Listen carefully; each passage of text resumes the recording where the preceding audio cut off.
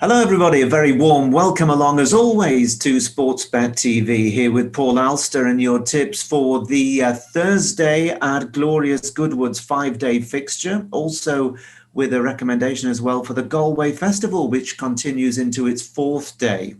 Well, we of course work kind of a day behind, and the first day's selection saw us having 3 non-runners, which was really unfortunate. The ground was absolutely terrible. The only one to take a chance was Naif Road, who I put up at 50-1. And to be fair to him, he was the only one to really put it up and make a race go head-to-head with Trushan from about the half-mile pole. But he paid for it and eventually weakened just out of the frame. But at least he gave us a bit of a shout, travelling well for a long way. And they certainly had a go. He just wasn't good enough. Now, if you're new to the service, a very warm welcome along. Please press the subscribe button just below this screen, and then you'll be able to stay in touch with all my selections, which are nearly always pretty big prices. And as many of you know, over the course of the last 12 months, we showed a tremendous level stakes profit, and we hope to do that once again for the 12 months ahead. Now, I've already seen the first of our runners on day 2 on Wednesday ran very well, by the way, on Nassis. Just got beaten there, finishing second, finishing fast under Hayley Turner. So if you were on that one at the recommended 11-1 each way, then you'd already be showing a good profit for day 2. But I'm moving on to day 3, where we have 2 selections at Goodwood. This is for Thursday, and 1 at Galway. Now, the first one is at Goodwood. It is the 225 race, which is a really cracking 2-year-old contest, the Group 2 Richmond Stakes. It is over 6 furlongs on the soft ground. Now, as there are with quite a number of races, even at this glorious meeting and across Britain and Ireland in recent weeks or months, a small field. We've been seeing small fields all the time on the flat, not so much over the jumps as you might expect in summer, but on the flat. Quite where all the horses have gone or what all the owners and trainers are waiting for, I'm not sure. We've had fast ground, now we've had slow ground. Anyway, 7 runners means that each way punting is a little bit tricky here, but I think I have an angle. Well, 7 2-year-olds all open to improvement at the start of their careers, and the ground, of course, will be a big factor, but on early evidence from Wednesday, it does seem it is drying out a bit. So that is going to help the cause. Now, they're forecasting that Asymmetric is going to be favourite here for Red Hot Alan King, who, of course, won the Goodwood Cup with Trushan on Tuesday. Now, this horse won over course and distance on his debut, so we know he handles the track that was on good ground. And he also won at HQ at Newmarket, taking a novice race before finishing second, a very good second, in the Group 2 July Stakes at Newmarket behind the very useful Lusail. Whether I'd want to take 5-2, I'm not sure. Well, I am sure. I wouldn't want to take it, to be fair. There's an unbeaten horse in the field, and that one is Gulbas for Richard Hanna, and he's 2 from 2, including being pretty impressive when he won the Newbury Sales race last time out, a really valuable prize. But both his wins have come over 5 furlongs and both on a sound surface. So he has both stamina and his ability to handle a much softer surface to be taken on trust. And then you've got Perfect Power, who's an interesting one for Richard Fahy. Of course, it won at Royal Ascot. It won the Group 2 Norfolk Stakes. Memorable victory, if you remember, very emotional for Paul Hannigan that day. That was on good to firm ground over the 5 furlongs, but it's a very stiff 5. It should stay, but it does have that £3 group winners penalty, which might just tip the balance against it on this softer surface. Now, given all the above, my selection here is actually the outsider of the field, and it's a horse called Giza Sub, trained by Kevin Ryan and the mount of Kevin Stott. And just before coming on to record this bulletin on Wednesday afternoon, I've just seen Kevin Ryan deny Myonassis in the 225 on Wednesday with Last Empire. So no doubt about it, his horses continue to be in very good form. Hopefully this time he can provide us with a winner instead of managing to just deny us one. Well, Giza Sub is quite an expensive yearling, 140,000 guineas, cost by acclamation. And to be honest, it's quite unlucky not to come here unbeaten, because on its debut, which was at York, on good to firm ground, it led everywhere, bar the very last stride. It got caught in the last stride, and that was by a horse called Bosch. What a great name, Bosch. Just caught Giza Sub at York. And Bosch has gone on to win subsequently under a penalty. So the form, I think, is pretty solid. Now, Giza Sub went on to Pontefract, which is a very stiff track. And that was on June the 28th. He ran in a race that's often produced good 2-year-olds. It's called the Spindrifter Condition Stakes. It was over 6 furlongs on good ground, and he made all the running, showing plenty of dash, but also keeping on really well in the closing stages to beat Hello My Darling, who's a good 2-year-old trained by George Bowie. He beat that one half a length. And Hello My Darling has since then gone on to finish third in the Group 2 Prix Robert Papin at Chantilly. So that one has really franked the form. Now, third in that race was Sam Maximus. Now, he was giving some weight with Sam Maximus, so he ran very well, but he was beaten nearly 2 lengths. But after that, and this is significant, Sam Maximus finished a half-length second in that Group 2 race won by Lusail at Newmarket.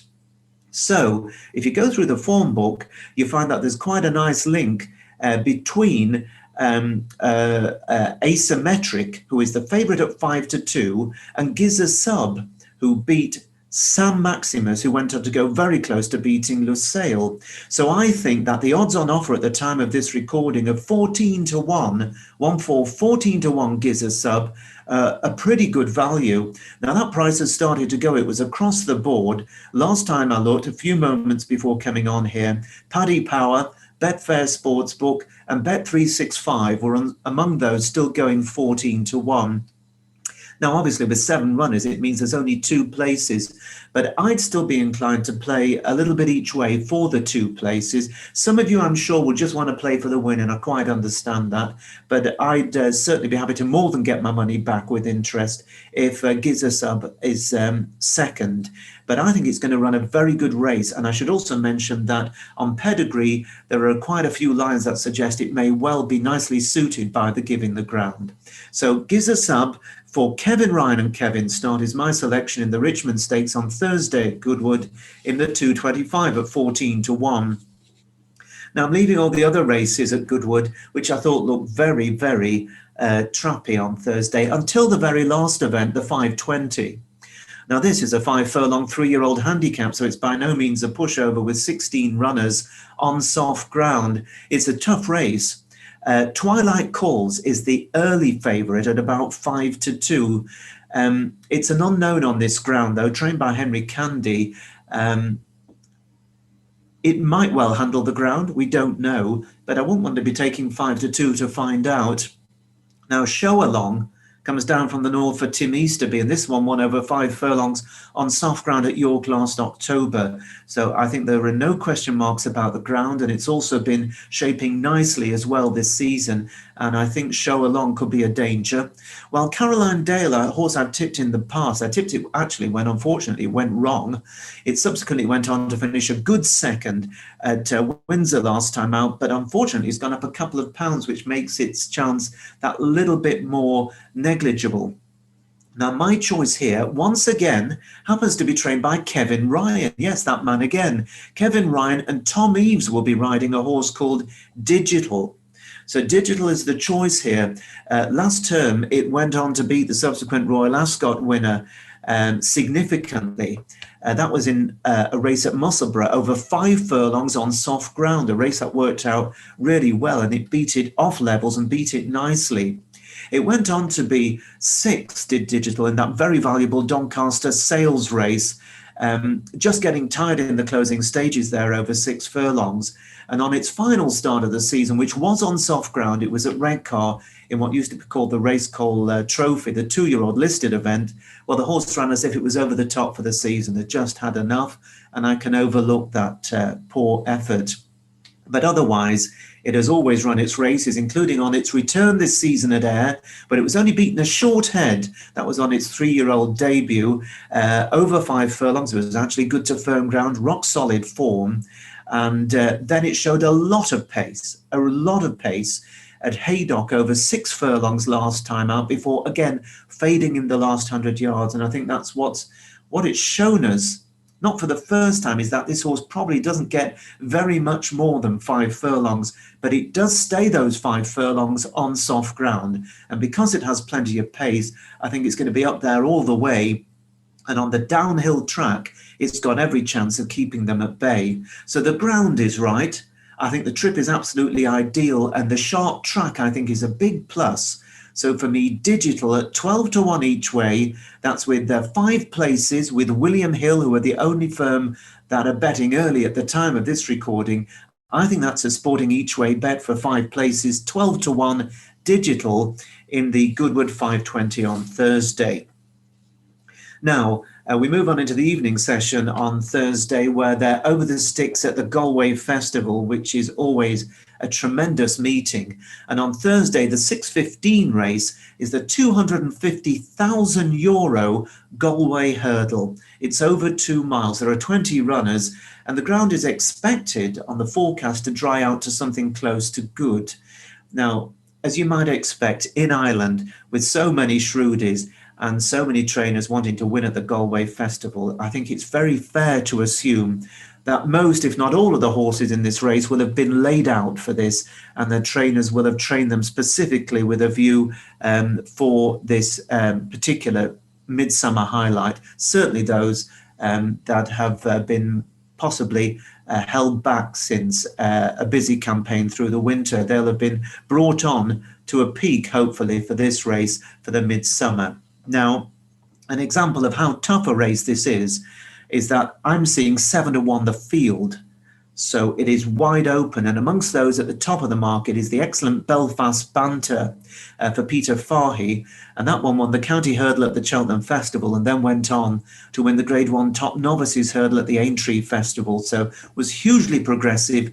The key to the horse was the decent ground in the spring that saw it turn things around. Now, Joseph O'Brien has one here called Winner Takes It All. And this one has gone up £13 after absolutely goosing up at Bellewstown. It won so easy, you had to see it to believe it. But it was a much lesser race, and it's gone up £13. It is, though, owned by JP McManus, one of a number in the race owned by JP. So I think it's one that has to be respected. Now, amongst others that I'll just give a quick mention to here, Kate Gentleman for Emmett Mullins, Ciel de Neige and Annexation are both likely to go well. Band of Outlaws is a real dark horse, another trained by Joseph O'Brien. It was third in the race in 2019, and believe it or not, it's only had 2 runs in the last 2 years.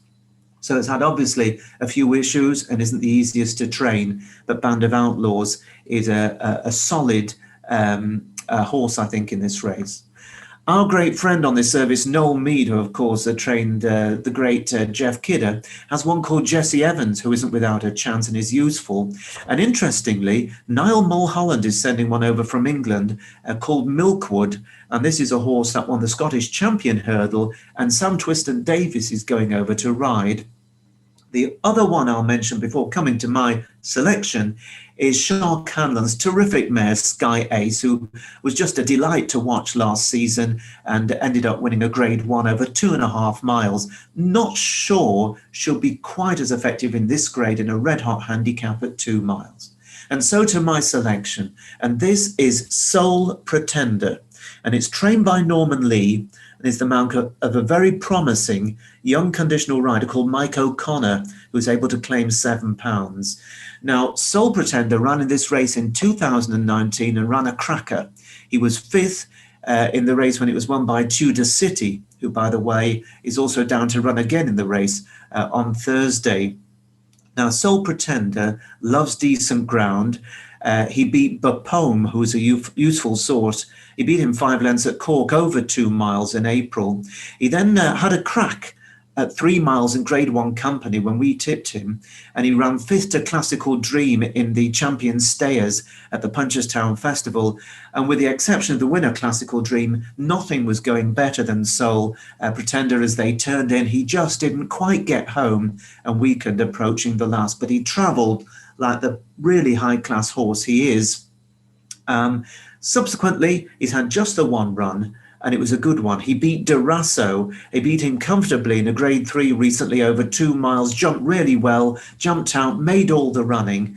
And this horse, who's rated 150 nowadays, he is going to benefit, I think, from the £7 claim of Mike O'Connor, who rode a very nice winner just the other day. And I was pretty impressed with the way he handled that horse. So I think that with the horse having been targeted at this race for some time, according to trainer Norman Lee, with the £7 claim, the good ground, the fact that he's a really fast and accurate jumper who likes to go out front, so hopefully he'll avoid any trouble in running. 14-1 each way, and that's available 5 places with Bet365, which is the standout price at the moment. Remember always to shop around. The markets are going to move, and if you manage to find a firm that'll offer you the SP if it's better than the price you take, then that really does help the cause. But for me, Sole Pretender is the choice in the 6:15 at Galway Thursday evening in the hugely valuable Galway Hurdle. Let's hope he and our 2 selections at Glorious Goodwood on Thursday go well, and I'm wishing you, as always, the very best of luck. Bye for now. I'll be back tomorrow with Friday's selections.